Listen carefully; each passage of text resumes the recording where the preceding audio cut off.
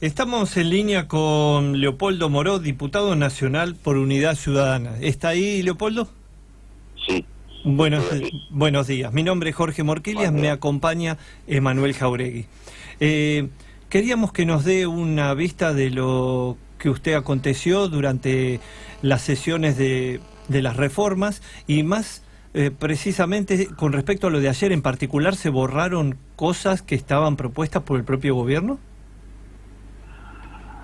A ver, todo lo que ha sucedido en estos días tan duros, tan complicados, y no es otra cosa que un nuevo triunfo, digo un nuevo triunfo porque hacía muchísimo tiempo que no ocurría, del Fondo Monetario Internacional.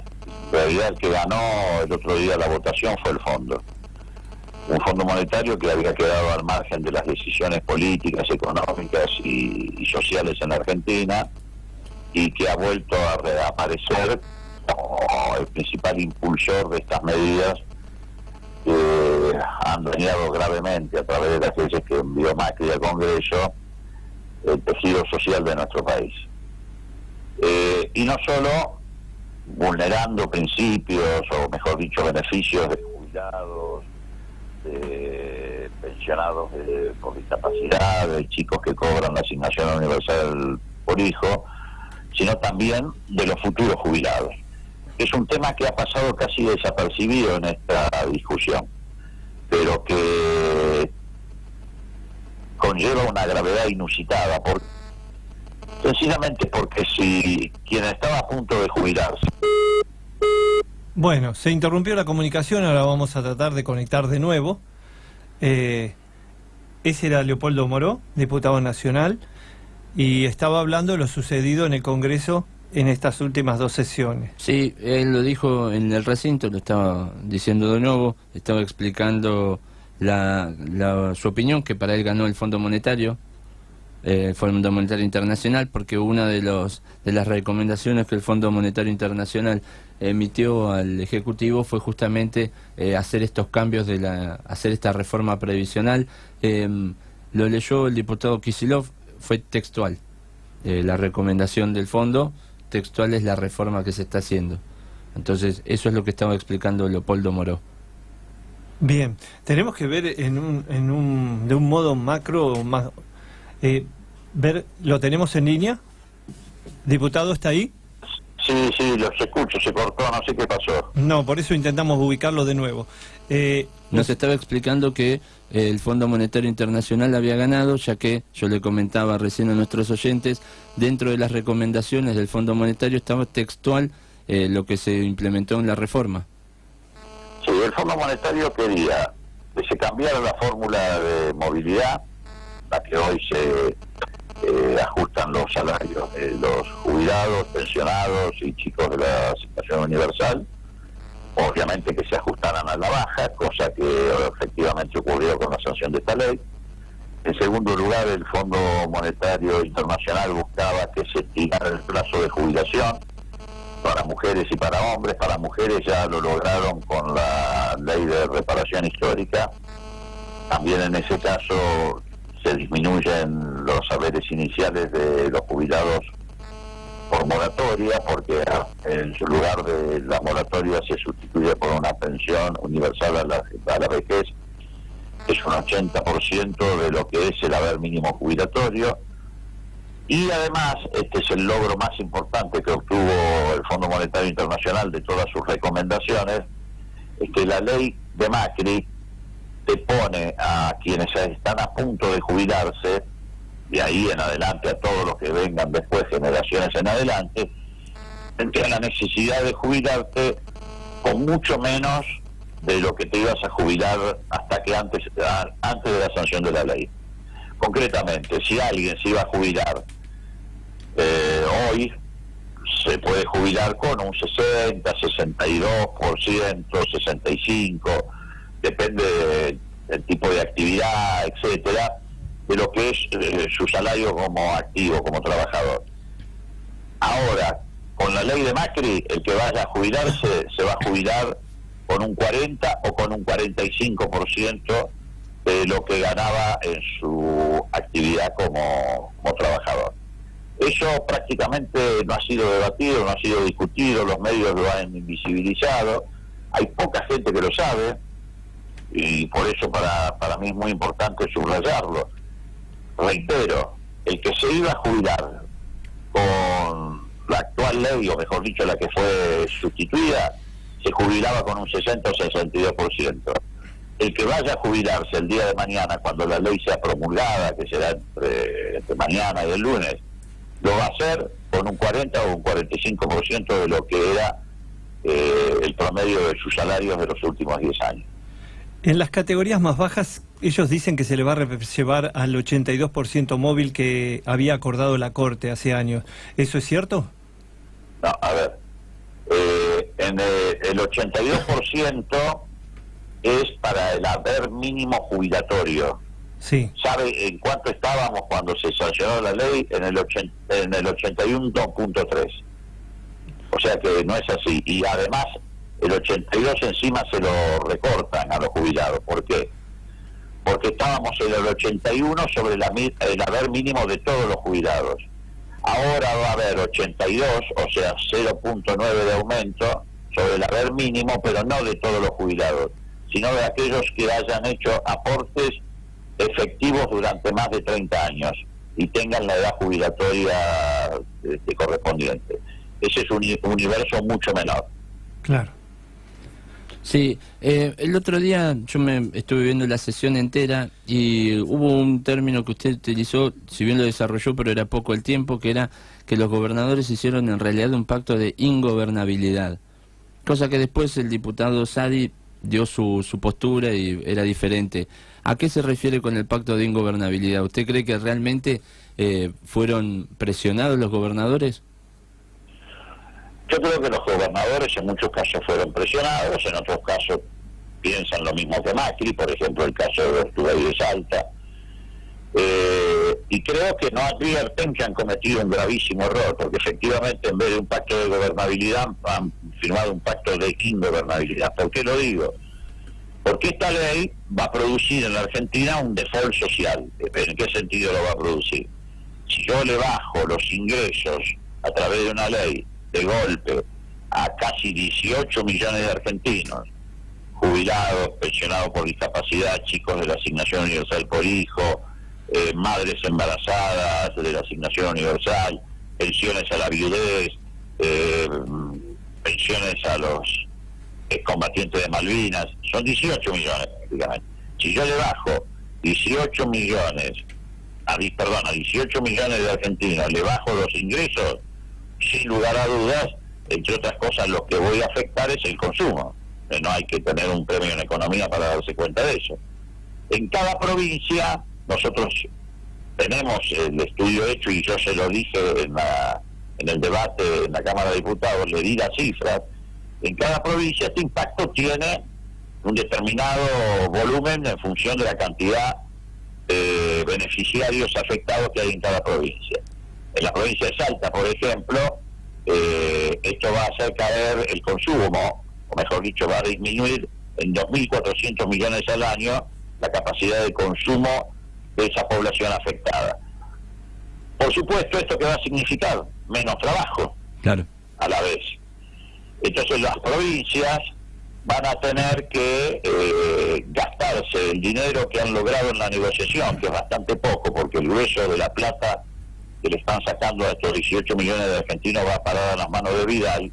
El 65 de los 100.000 millones, Vidal se queda con 65.000 y el resto se reparten entre el resto de las provincias.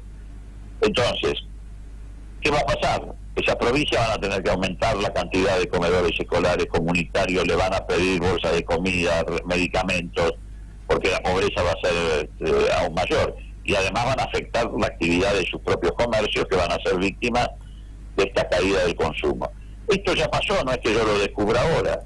Pasó cuando De la Rúa le baja el 13% a los jubilados en julio, en el mes de julio del 2001, junto con un recorte igual del 13% a los salarios de la administración pública, se provoca un default social, que es lo que está provocando ahora esta ley.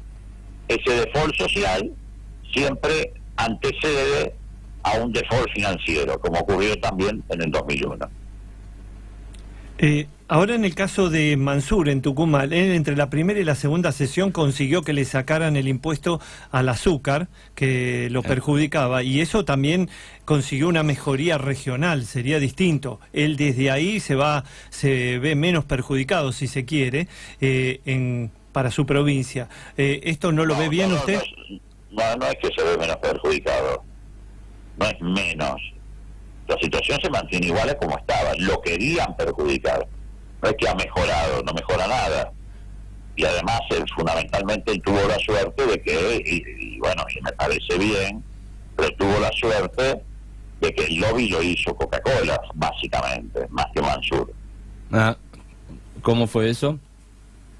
Y como siempre, Coca-Cola, obviamente, que tiene, bueno, yo no tengo que explicarle a ustedes, un poderío enorme en el mercado, hizo lobby frente al gobierno para que no aumentara la tasa sobre las bebidas azucaradas. Pero bueno, esos lobbies son normales. Son conocidos. Pero a la empresa de alguna manera la compensaban porque le daban el impuesto sobre las colas y le sacaban sobre las bebidas light. Es una manera de transferir, decir, bueno, vendan más light y así no van a tener impuesto interno, y si venden las otras colas, bueno, le va a cobrar un 17%. La empresa no lo quería así, no lo veía así, y por eso presiona sobre el gobierno. Bueno, pero está bien, además, pero yo no lo estoy diciendo en un sentido peyorativo, porque yo me alegro que a los tucumanos, que ya le va a producir bastante daño esta ley, no aumenten el daño desde el punto de vista tributario. Todo lo contrario, simplemente digo que no va a haber una mejora para Tucumán, sino lo que han evitado es que la situación empeorara. Sí, y ahí, como decía mi compañero, usted decía al principio, están presionados los gobernadores. Algunos gobernadores se vieron en entrar en este acuerdo para no perder, para no perjudicarse o para mejorarse de alguna manera. Eso está mal, porque hay un enfrentamiento entre diputados y gobernadores peronistas. ¿Cómo? A ver, en general ninguno se ha beneficiado. Ninguno. Porque además le han impuesto bajar el tributo que más fácil siempre han cobrado las provincias, que es el ingreso bruto. Entonces, van a tener una baja en esos tributos, van a tener una disminución del consumo, de la demanda agregada muy fuerte por el empobrecimiento que significa para mucha gente esta ley, que le recorta sus ingresos. Así que en realidad ninguno ha mejorado nada, salvo Vidal. Vidal sí, porque es la que se relleva la parte del león del reparto de la plata que le han sacado a los jubilados para transferírsela a las provincias. Y todo este tipo de medidas, o de aprietes o de presiones, ¿se pudieron dar? ¿Por qué? ¿Cuál es el contexto? Porque cuando fueron a las elecciones, si bien el oficialismo sacó mayoría, pero cuando uno veía los votos que estaban en contra, eran en realidad más personas las que estaban en contra que las que lo apoyaban. Pero al estar dividida la oposición, es como que dejaron el campo fértil para que ahora se pudieran hacer todo este tipo de medidas. Porque si bien no tienen... A ver, ¿cómo sería? A ver, la oposición, si en este caso no ha estado dividida, todo lo contrario. Se juntó toda la oposición contra este proyecto. Un proyecto que además resistía a la CGT, las dos CTA, la Corriente Federal de Trabajadores que encabeza Sergio Palazzo de Bancarios, el obispado de Santiago del Estero, el obispado de Córdoba, el titular de la Pastoral Social de la Iglesia, los abogados laboralistas, los abogados previsionalistas, constitucionalistas muy cercanos al gobierno como Daniel Sapsa y Félix Long, en fin, yo diría que la totalidad de la sociedad es la que se ha opuesto. Por eso tuvieron que sacar esto en el medio de una semana de salvaje represión alrededor del Congreso, que empezó nada más y nada menos con 1.500 gendarmes rodeando el Congreso Nacional, cosa que no había ocurrido a lo largo de la historia democrática de la Argentina. Entonces digo, en este caso no falló la oposición, al contrario, la oposición, todos nosotros, el kirchnerismo, el Frente Renovador, los partidos de izquierda, todos estamos contra la ley. Acá lo que pasa es que la ley se impone por esta mayoría que logra el gobierno, sí, en alianza con algunos gobernadores, algunos, reitero, extorsionados, y otros porque coinciden ideológicamente con Macri, como es el caso de Urtubey. Claro, entiendo. Y digo, a mí me está faltando, digamos, como ver una o dos cabezas fuertes de esa oposición que digamos, que dirijan. Me llamó mucho la atención el silencio de Cristina en estos días también. No, bueno, a ver, Cristina va a hablar cuando le corresponda en el Senado, seguramente lo va a hacer ahora con el tratamiento de la ley de presupuesto y algunos otros temas más. Uh-huh. Además, lo que no necesitábamos ahora era una cabeza, lo que necesitábamos era mucha cabeza. No que alguien en particular tratara de sacar rédito de esto, porque si no empieza a ocurrir que cuando pasa eso se vuelve a dividir la oposición. Claro. Bien. Lo que nosotros necesitábamos es que todos pusieran el esfuerzo. Y lo puso el pueblo argentino, que se movilizó, no solamente en la ciudad de Buenos Aires, sino en muchas capitales de provincia, en los barrios de la ciudad. Y el cuerpo lo pusimos los legisladores, fueron a parar 8 diputados a la enfermería el día jueves en el Congreso Nacional. Eso tampoco había ocurrido del 83 hasta acá. Yo estoy orgulloso de que los diputados, mis colegas y yo mismo, el día jueves nos interpusiéramos con la gendarmería, porque además evitamos probablemente una tragedia mayor, porque el jueves pasado pudo haber quedado tendido en una calle de Buenos Aires un chico como Maldonado o como Nahuel. Espero que la gente que vio lo que pasó el jueves con la gendarmería ya no tenga dudas acerca de lo que pasó en el sur con estos dos chicos. Imagínate si pasó eso acá en Buenos Aires, al lado del Congreso Nacional, con todas las cámaras de televisión de la Argentina y del mundo, lo que habrá sido en la soledad del desierto, allá en el sur, la cacería sobre los chicos. Entonces digo, me parece que eso hay que tenerlo muy en claro. La oposición, la CGT, todos hicimos lo imposible para que se consume este ataque brutal, este saqueo espantoso sobre el grueso de la sociedad argentina. Bueno, no pudimos lograrlo, el gobierno combinó extorsiones sobre gobernadores con represión y logró el objetivo, pero bueno, el pueblo argentino supongo que tendrá en claro. Y además ustedes hablaban de la campaña. En la campaña electoral el gobierno no decía que iba a hacer esto, esperó hasta el día de la elección para empezar a hacerlo. El gobierno no le dijo a los jubilados que le iba a hacer una quita de ese tipo, no le dijo a las madres embarazadas, no le dijo a las pensiones por viudez, no se lo dijo a la sociedad.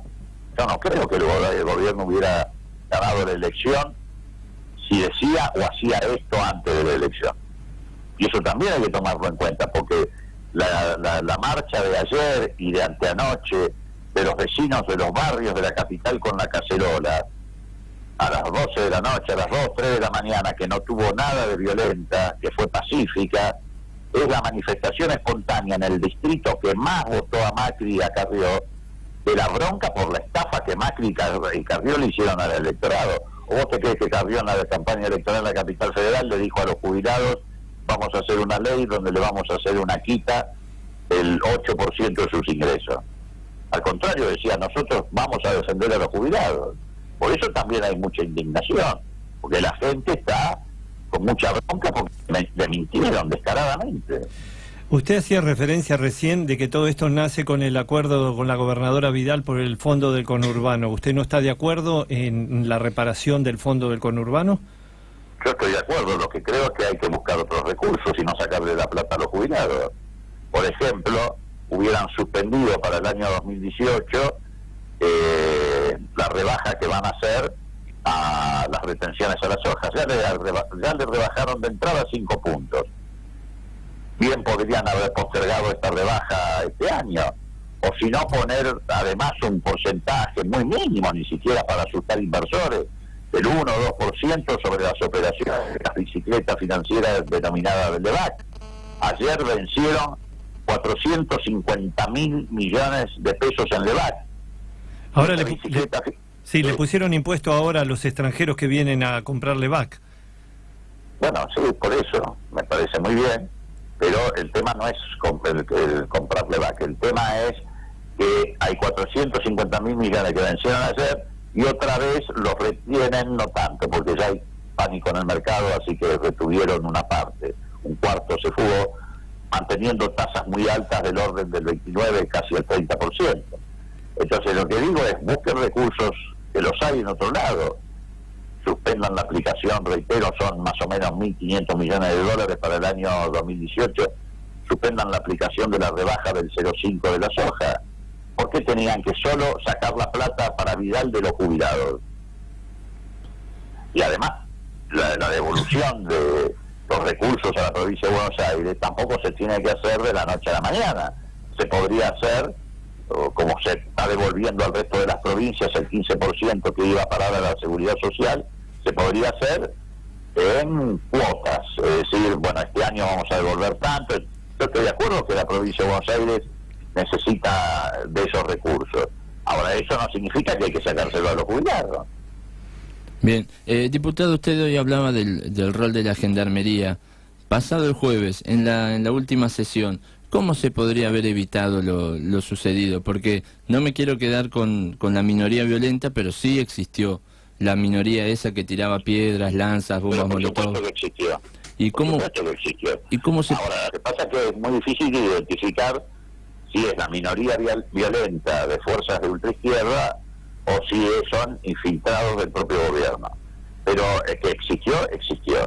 Y a mí me duelen tanto los chicos jóvenes de la policía que fueron agredidos de esa manera, como los chicos jóvenes de los manifestantes, tres de los cuales perdieron el ojo. Hoy está confirmado oficialmente por las postas policiales.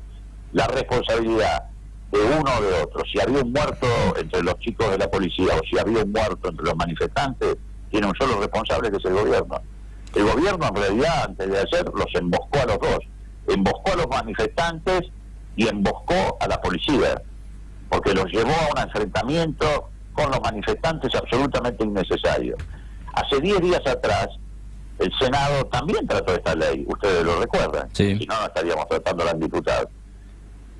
Y el día que sesionaba el Senado, se hizo una movilización de 200.000 personas frente al Congreso, convocada por la Corriente Federal de Trabajadores, las dos CTA, etcétera. El palco se puso en la vereda del Congreso. No había una valla. Estaba el Senado tratando esto, por supuesto, en la plaza, la dirigencia sindical, nosotros, todos repudiando eso, pero no entró una persona al Congreso.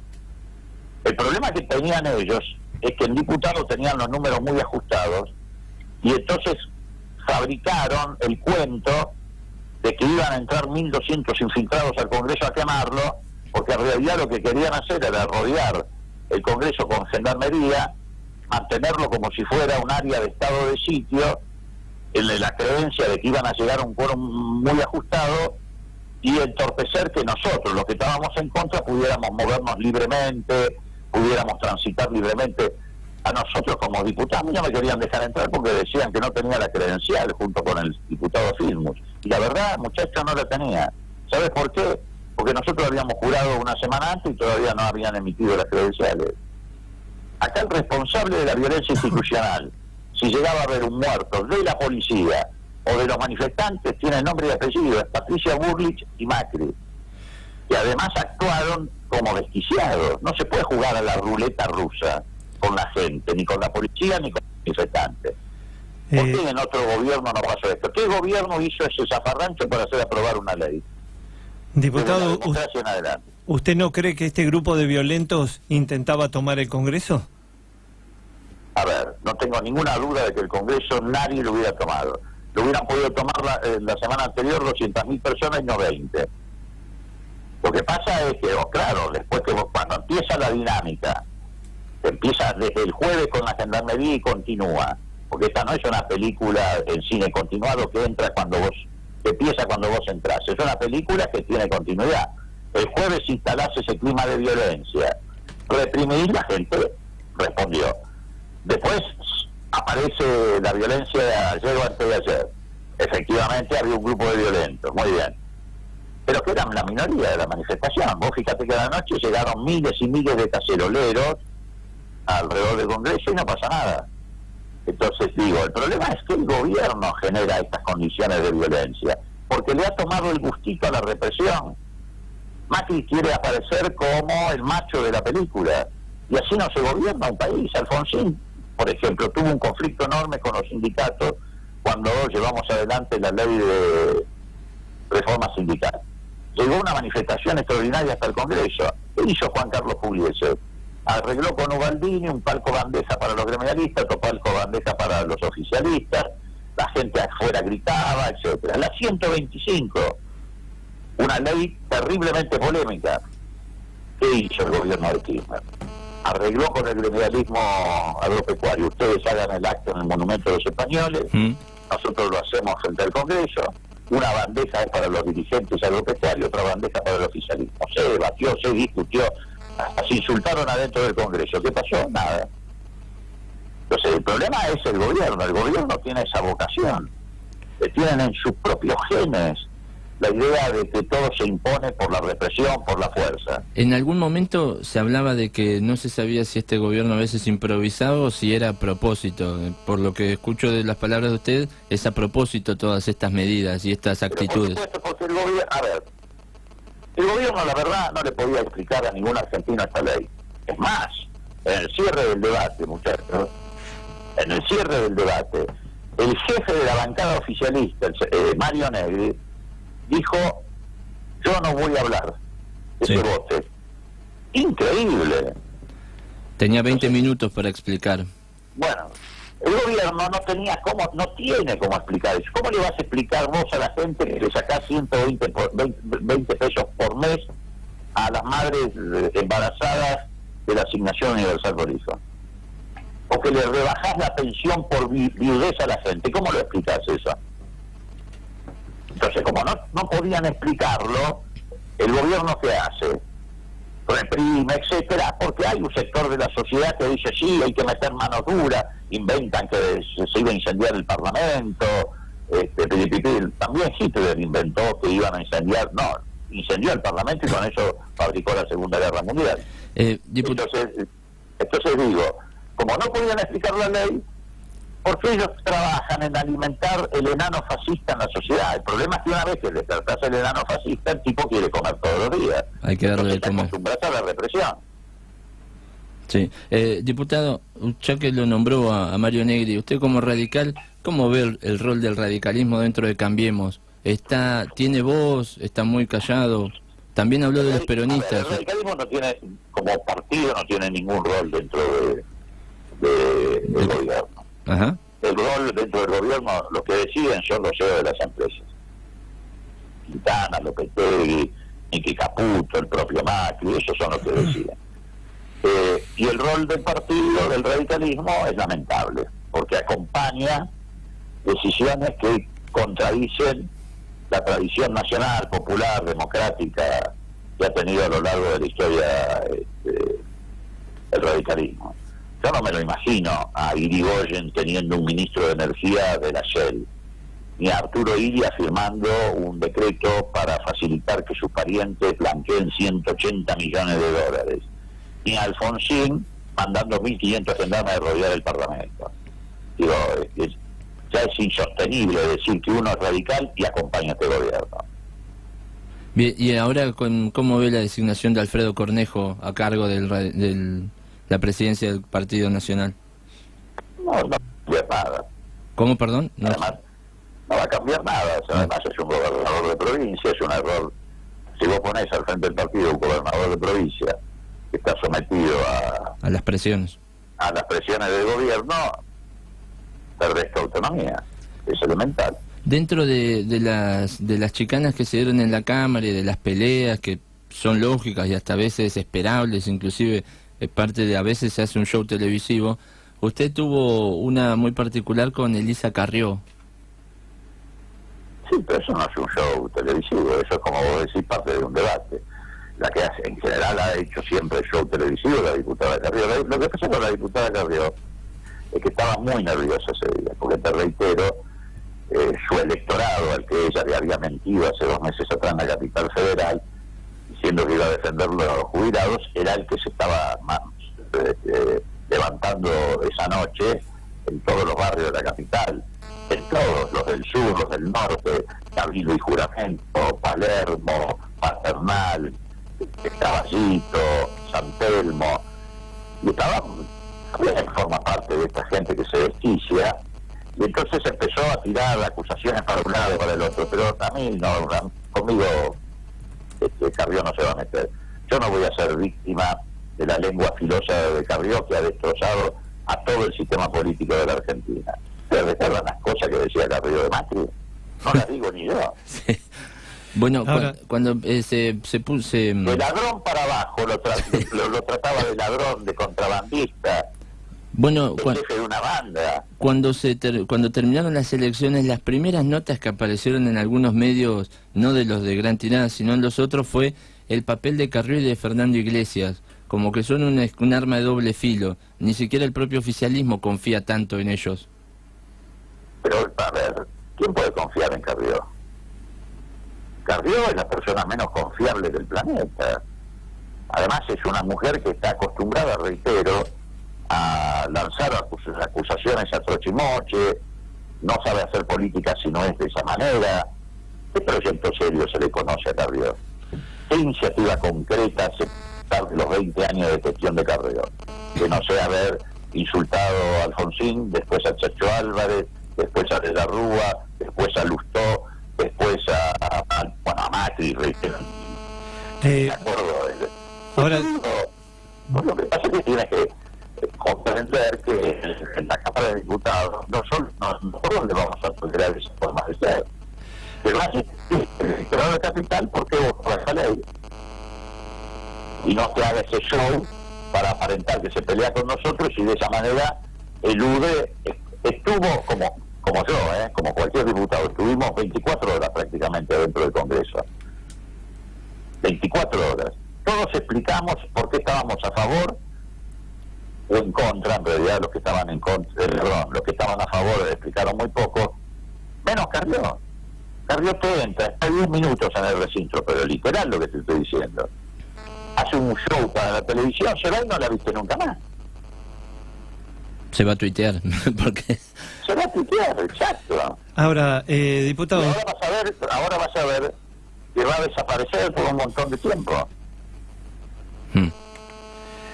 Usted no es la primera vez que está ahí en el Congreso y usted dice hay cosas que son discusiones propias, pero yo no lo he visto como en la primera sesión tironeando el micrófono del jefe el presidente de la Cámara. No tironeé el micrófono, yo le grité, no tironeé el micrófono. ¿Y eso usted no cree que genera también? Es decir, ¿qué pasó? ¿Lo sacaron de quicio o usted...? No, lo que pasó es muy simple. Nosotros estamos rodeados de mil otros compañeros nuestros, legisladores de distintos partidos, estaban en la enfermería. El presidente quería iniciar una sesión en la que no había quórum. Todo lo contrario, nosotros le evitamos a las instituciones de la Argentina ese día un papelón, porque imagínate vos si hubieran sancionado la ley sin quórum. Hoy la Argentina estaría envuelta en llamas. Y estábamos en la calle evitando que la gendarmería, que es una fuerza militarizada, ni siquiera una fuerza policial, hiciera una escabechina. Y por supuesto somos seres humanos, no estamos bajo esa presión y esa tensión, y no actuamos como en un baile de 15. No le podíamos cantar al presidente de la Cámara, que tiene la responsabilidad de cuidar a sus colegas, que estaban 8 en la enfermería, no le íbamos a cantar porque sos un buen compañero, porque no, a ver, estábamos ahí para frenar todo eso, y nos alegramos de haber podido frenar. No solamente sería la sanción de la ley, sino la represión. Porque esto es justo, pero no hay que cambiar el fin de la... ¿Hola? Se lo está perdiendo, diputado. A ver, ahora. Sí, yo lo escucho. Ahí está. Nosotros lo perdíamos. La última parte no se escuchó bien. Bueno, y en una última pregunta, ¿por qué la referencia del diputado Iglesias le hizo a usted? Si usted me da 10 segundos, lo pasamos al aire, lo que él dijo de usted, y usted me contesta qué pasó. Mira, yo no le voy a descontestar a nadie. Yo lo único que quiero es explicarle a la sociedad el daño que le produce esta ley. A mí no me interesa contestarle a ningún diputado. Si tengo algo que contestarle, lo hago en la sesión. Para eso soy diputado, para eso me pagan. No, me extrañó que él se dirigiera en particular a usted, como que había algo empezado que nosotros no lo pudimos escuchar y solo quedó lo que él dijo. A eso es lo que le estoy preguntando. No, pero a mí no me importa. Yo lo único que quiero hacer es explicarle al pueblo argentino el daño que va a producir esta ley. Bien. Y advertirlos, por ejemplo, a los que están a punto de jubilarse, recomendarles que hagan las consultas con sus abogados o con sus familiares, porque la ley de Macri ha cambiado la vida en 24 horas de muchos argentinos. ¿Sabés cuántos se jubilan por año aproximadamente? 250.000 personas se jubilan por año. Bueno, muy bien. Los que están a punto de jubilarse hoy ya no van a tener la jubilación que tenían antes de la sanción de la ley. No sé, que vayan, consulten si no les conviene presentar los trámites antes que la ley se promulgue, porque todos los trámites que entren antes ya van a poder ser acaparados por la ley hasta que no esté promulgada. Y es mucha la pérdida, no es lo mismo jubilarse con el 62% de lo que ganabas que jubilarte con el 40 o el 45%. Lo que pasa es que el gobierno tiene todo pensado para terminar en la privatización del sistema. ¿Por qué? Porque cuando te baja a 40% lo que va a ser tu jubilación, y vos llegás a los 65 años, decís, no, pero ¿qué? Con esto no voy a poder vivir. Entonces buscas otras alternativas. No. Te dicen, bueno, trabajás hasta los 70, viste que la ley te autoriza ahora, te habilita a trabajar hasta los 70. Entonces vos vas a decir, no me jubilo, por más que estés achacado, lleno de dolores, reuma, hayas manejado un colectivo 30 años, vas a decir, no, con esta miseria no me jubilo, tiro 5 años más con el 100% del salario. ¿Y no parece ahí? Y si no, ¿sabés qué vas a hacer? Lo que el gobierno ya empezó a alentar, vas a decir, bueno, si cuando me jubile me dan nada más que 40, voy a tomar un fondo de pensión o un fondo de retiro. O sea, la semi-privatización. Por eso ayer en la ley tributaria hay un capítulo que dice que quienes se aporten a un seguro de retiro o a un seguro de pensión, ese aporte lo podrán deducir de ganancias. O sea, para alentar eso. Muchachos, acá todo tiene que ver con todo. Por eso yo, cuando les dije en la entrada de este reportaje, ganó el Fondo Monetario, sé lo que les estoy diciendo. Acá hay un plan para bajar jubilaciones, etcétera, y que la crema de los jubilados que, digamos, están en mejores condiciones, empiece a pagar un sistema privado de jubilación. Parece... Ahora, el problema está en que no esté en la crema, eso se muere de hambre. Claro. Apareció de nuevo el fantasma de la SFJP. Pero por supuesto, como en España después de haber hecho lo mismo que hizo Macri ahora acá, aparecieron como 60 fondos de pensión o seguro de retiro. Claro. Ahora, no es cierto, no es cierto también. Perdón, no es cierto que en la medida en que se estira la edad de vida hay que ir llevando la jubilación un poquito más larga, porque si no 30 años no alcanza para sostener la caja, o eso también es una falacia. Mira, depende de qué sistema jubilatorio vos tengas. Si tenés un sistema como el de Chile, por ejemplo, lo que vas a provocar es una desigualdad enorme, porque en Chile, que incluso el sistema sigue siendo privado, la cobertura previsional no sobrepasa el 50% de la población en condiciones de tenerla. Claro. Y los ingresos son muy bajos. En Argentina se había encontrado un buen mecanismo, porque además de aportes y contribuciones, aportes patronales y contribuciones del propio trabajador, se habían destinado cuotas o alicuotas de impuestos, impuestos que financiaban el sistema, y el sistema venía funcionando muy bien. Es más, cuando Cristina se fue del gobierno, le dejó a Macri alrededor de 70.000 millones de dólares en el Fondo de Garantía de ANSES, que ahora debe estar en 55.000, porque ya empezaron a liquidarlo también. El sistema funcionaba bastante bien. Bueno, pero bien. Hubo 2 años, en el 2014 y 2016, que hubo un pico de inflación que abarcó a uno y a otro gobierno ahora, y que fue superior y arrastró las ganancias que tuvieron en los años anteriores. Es decir, no está bien haber ajustado por inflación. No arrastró las ganancias. Si vos tomás el periodo 2009, que es la vigencia de la movilidad, 2015, sí. En ese periodo el aumento a los jubilados estuvo muy por encima de la inflación del periodo. Y si no, preguntarle a cualquier jubilado. Tenían cierta capacidad adquisitiva, por supuesto, mucho menos la de la mínima, pero tenían cierta capacidad adquisitiva. Y además tenían medicamentos del PAMI, etcétera, etcétera. Y además había un fondo de garantía de 70.000 millones de dólares. 70.000 millones de dólares dejó Cristina, esa es la herencia. Lo que pasa es que acá el problema no es la pesada herencia, el problema son los herederos. Los herederos en 2 años han hecho un zafarrancho. Ellos siguen hablando como si estos 2 años no hubieran pasado. Ya le pasó la mitad del mandato a Macri.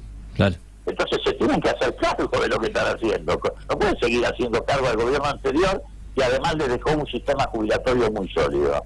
Lo que pasa es que hay, a ver, yo no quiero entrar en disputas personales, sino algunas que son ideológicas. Del otro lado, el oficialismo dice que se logró parar una destitución civil, como la que volteó Fernando de la Rúa. Entonces están... inventan cosas. Sí, el gobierno dice que evitaron ser Venezuela, hoy se parecen más a Venezuela que cualquier otro país de América Latina, porque además te quiero aclarar que en el mundo todo esto está provocando un desastre para la Argentina. El otro día, cuando se hizo ese zafarrancho de llevar la gendarmería, etcétera, vos sabés que ahora las imágenes instantáneamente se reproducen en el mundo entero. Sí, se viralizan. Las imágenes televisivas, ya sea por las redes de televisión o por las redes sociales. Al rato, un periodista de la televisión belga, en Bélgica, vos te imaginás que no hablan de la Argentina todos los días, no tienen muchos conocimientos de lo que pasa. Cuando pasaban las imágenes, ¿sabés qué dijo el periodista al aire? En Argentina el gobierno está disolviendo el Parlamento con fuerzas militares. Uf. Bien. En el mundo hay una gran sensibilidad por este zafarrancho que está haciendo, porque Macri dice, yo voy a devolver a Argentina al mundo. Sí, la devolvió al peor lugar. En el mundo están mirando esta represión. Están sensibilizados porque se hace la reunión de la Organización Mundial de Comercio y el gobierno deporta, o sea, echa una periodista inglesa y un representante de una de las organizaciones, sí, de una de las zonas prestigiosas del mundo. Reconocida por el propio gobierno. ¿Cómo? Que la ONG reconocida por el propio gobierno noruego, no es que ni siquiera era desconocida. Por eso hubo una protesta formal del gobierno noruego. Y decir que no está reunido el Parlamento Europeo, que recién empieza sus reuniones en enero de invierno en Estrasburgo. Pero jugate la vida, que nos vamos a comer una condena brutal y muy fuerte del Parlamento Europeo, porque en Europa estas cosas generan mucha sensibilidad. Entonces vos tenés un gobierno que rodea su propio Congreso Nacional con 1.500 gendarmes, que deporta a ciudadanos de Europa que venían a la OMC, que está sospechado por la muerte de 2 chicos, donde hay presos políticos. Estos tipos son... Mirá, yo a veces pienso que estamos gobernados por los 3 chiflados, porque dicen que quieren, en serio te digo, a ver, yo estaba en gobierno, no se gobierna, si vos decís, bueno, voy a favorecer las inversiones para que el mundo venga, traes a los delegados de la Organización Mundial de Comercio y esos días cuando los traes acá a Buenos Aires, deportás gente que la propia Organización Mundial de Comercio tiene acreditados, y además sacás la gendarmería y producís un desastre en la ciudad de Buenos Aires a 3 cuadras de donde están los tipos deliberando. ¿Quién va a venir a invertir en la Argentina? Están desquiciados. Están desquiciados, son unos irresponsables. Bien, y recién nombró, justo porque era una de mis últimas preguntas, después cierra Jorge, los presos políticos. ¿Todos los presos actualmente, las preventivas, se los tiene que tratar por igual? ¿Son todos presos políticos? ¿Hay algunos que, digamos, la justicia actuó bien? ¿Cuál es su opinión respecto a eso? A ver, Jaime, López no son presos políticos. Ok. Ahora, Zanini es preso político, claramente. ¿Quién? Zanini. Vudú es preso político. Todos ellos son presos políticos porque, entre otras cosas, porque están detenidos sin ninguna razón ni ningún motivo, simplemente porque podían hacer tal o cual cosa, un disparate, porque eso violenta al principio, inocencia que vale para vos, como para Vudú, como para Zanini, para cualquiera, y además establece un criterio muy peligroso, porque cualquier juez te puede dictar prisión preventiva porque sospecha que vos podés hacer algo. No, muchachos, uno tiene que demostrar, es igual que el caso de Lagomarcino. Le pusieron una pulsera electrónica antes de que el juez lo indagara. Sí. Sí. Esas medidas preventivas se toman después de que el juez te indaga. ¿Para qué está la indagatoria? Para que vayas a defenderte de una imputación. Es un acto de defensa. Si después de la indagatoria el juez piensa que mentiste o que tenés suficiente responsabilidad, bueno, puede dictar medidas cautelares, prisión domiciliaria, prisión en una cárcel, tobillera electrónica. Pero aquí de la indagatoria no le podés poner a un ciudadano la tobillera electrónica. Es como si ahora vos salís de tu lugar de trabajo, vienen dos vigilantes, te ponen la tobillera electrónica y te dicen, se la ponemos porque el juez dice que se la tenemos que poner antes de la indagatoria. Eso es ilegal. Claro. Nadie te puede detener antes de una indagatoria. Entonces es muy grave lo que está pasando, es muy grave. Este es un gobierno que está tomándose revancha social porque quiere favorecer a los grupos económicos que lo sostienen y de los que ellos forman parte, y también revancha política, y las dos cosas terminan muy mal. El revanchismo no es una manera de gobernar un país. Pero usted puso a Jaime López como ejemplo, pero la resistencia fue por debido y ellos eran, uno era subsecretario de Transporte, lo pedían las víctimas de la tragedia de Once siquiera. Es decir, ¿dónde ve usted a ver, la pata del gobierno en eso? Vos podés detener a un funcionario, por ejemplo, por una tragedia como la de Once, cuando vos mostrás o demostrás una relación directa, una relación funcional directa sobre eso, o sea, sobre la entidad o la empresa que produjo la tragedia.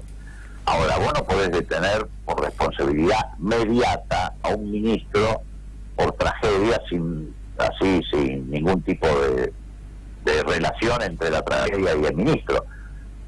Para ver si lo puedo explicar mejor. Cuando la tragedia de Cromañón, ¿fue preso Ibarra? Sí.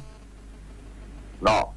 No, Ibarra no. Estoy siguiendo su comentario. Creí que se había cortado de la comunicación. Yo le hago la pregunta a ustedes. Sí, ahí me acuerdo que decían, si choca una ambulancia no van a llevar preso al ministro de Salud. Entiendo ese caso. Ahora ¿Qué pasó con Ibarra? Sí. Tuvo responsabilidad política. Le costó el cargo. Sí. En cualquier país del mundo, los ministros o los presidentes no van presos por tragedias, porque si no estarían presos todos los presidentes del planeta, porque en todos lados chocan trenes, en todos lados se hunden barcos, en todos lados se caen aviones. A ver, va preso sí el funcionario que tiene una relación más directa con el hecho. Sí. No existe una responsabilidad inmediata de ministros o presidentes respecto a tragedias de los servicios públicos. Si no, estarían todos presos en el planeta. Putin, Trump, Macron en Francia, todos los días vuelven en Europa hay tragedias ferroviarias. Sí. Entonces digo, me parece que hay un exceso de la justicia. Yo creo que la justicia hace revanchismo. Ahora, que esté preso López, pero claro que tiene que estar preso, porque además lo pescaron por un delito infragante. Lo que pasa es que de López no se habla más, porque cuando se lo descubrió con fajos de dólares termosellados, Claro. que permitían, ¿me escuchan ustedes? Sí. Bueno, que permitían identificar claramente el banco que se los había dado, y a partir de ahí podía llegar a quien lo coimió. Porque otra cosa muy llamativa es que acá meten preso coimero, pero nunca se quién lo coimió. Claro. Y bueno, en el caso de López, ¿qué tal si lo coimió Calcaterra, el primo de Macri? No se sabe todavía. Bueno, por eso digo. Entonces, estamos con una justicia que tiene un ojo tapado. Muchachos, todo esto es manipulación política. Está muy bien preso Jaime, está muy bien preso López, pero no está muy bien preso Zanini, ni muy bien preso Timerman. Digo, todo eso es persecución política. Bien, yo hace un tiempo me empecé a tener una disyuntiva y sigo sin poder esclarecerme nada. Tengo 28 años, me falta, usted es un poco más grande y lo digo con respeto, ha vivido más. ¿Cómo se pasa en Argentina o en un país, o cómo se puede ser serio cuando en un país se pasa de un supuesto suicidio a un homicidio causado por dos personas? Y me refiero al caso Nisman. Y bueno, precisamente por esa razón el país tiene la imagen que tiene en el mundo. Un país que todas las evidencias de la investigación inicial dicen que esta persona se suicidó, lo dicen los peritos de la Corte, el cuerpo médico forense, que es el más prestigioso de la Argentina, y además está dedicado a eso. Bueno, y cambia el gobierno y el gobierno presiona y entonces inventan una pericia de la gendarmería que no está especializada en estos temas y lo agarra un fiscal y un juez para inventar una muerte por asesinato. Y bueno, qué sé yo, es muy raro el país. Todo esto lo acompañan además con el rumor de que en realidad empezaron diciendo que lo había matado un comando iraní. La diputada Garrido, me acuerdo que dijo que los iraníes constataban desde Buquebús la operación, después el juez por supuesto pidió los listados de los pasajeros de Buquebús de ese día, ¿sabes? Ninguno era ni siquiera japonés. Digo, a ver, para desgastar el gobierno anterior y para lograr el triunfo de Macri y ahora para sostener a Macri, los poderes dominantes inventan cualquier cosa, manipulan la justicia, en vez de explicarle a la gente el contenido de las leyes, arman bardo para que la gente crea que estamos rodeados de terroristas. Como desde que llegó Macri aparecieron terroristas por todos lados, muchachos, somos gente grande. De repente nos estaban por robar la mitad de la Patagonia a los mapuches. Digo, precisamente porque soy grande, yo ya pasé estas cosas, yo ya vi lo que eran las manipulaciones de los organismos de inteligencia, de la CIA, del Mossad, conozco perfectamente todo eso. Ahora, me parece que no nos podemos dejar engañar después de haber atravesado 34 años de democracia, con muchas dificultades, con aciertos, con errores, con avances, con retrocesos, pero volver otra vez a la fantasía que inventan los servicios de informaciones, que de repente estábamos llenos de terroristas en el sur. Claro. Ahora, último, para cerrar, y entonces, ¿de qué lado ponemos a Cristóbal López? Que hoy lo arrestaron porque aparentemente no había puesto los 8.000 millones que tenía Del mismo lado que Macri. Del mismo lado que Macri. Del mismo lugar que Macri. Que Macri pague la deuda del correo y entonces no va a ser igual a Cristóbal López. Muy bien. Bien. Con el agravante, Macri quiso burlar esa responsabilidad siendo presidente de la Nación y le pescó una fiscal. Es verdad. Bien, o sea diputado. que lo de Macri sí. tendría que tener pena agravada. Por eso te digo, este es un país donde todo se mide por distinta vara. La familia Macri le debe al correo 70.000 millones de pesos. Intentó el presidente, en su condición de presidente, o sea, estando de un lado y del otro del mostrador, de condonar parte de la deuda y no está preso. Pero ¿Está preso Macri? Sí. Por lo mismo que está preso López, entonces yo te digo, sí, en Argentina funciona la justicia. Pero a Macri en su momento, ¿por qué se lo dejó llegar? Porque no se tomó la justicia en aquellos años cuando él hizo... Porque él venía, como Cristóbal López, él venía llevando adelante un concurso de acreedores. Venía bicicleteando un concurso de acreedores. Bueno, muy bien. Y Cristóbal López también venía bicicleteando el pago de impuestos a la FIP. Sí. Como hacen muchos empresarios. Yo no digo que está bien, pero entonces lo que eso es lo que bien. No justifico ni a uno ni a otro. Ni a otro. Está claro. Bien, lo estamos perdiendo y además estamos llegando al final del programa. Le agradezco mucho su participación en el programa. No, al contrario, gracias a ustedes, que les vaya muy bien. Igualmente, hasta luego. Hasta luego, un abrazo. Ese era Leopoldo Moró, diputado nacional por su Unidad Ciudadana.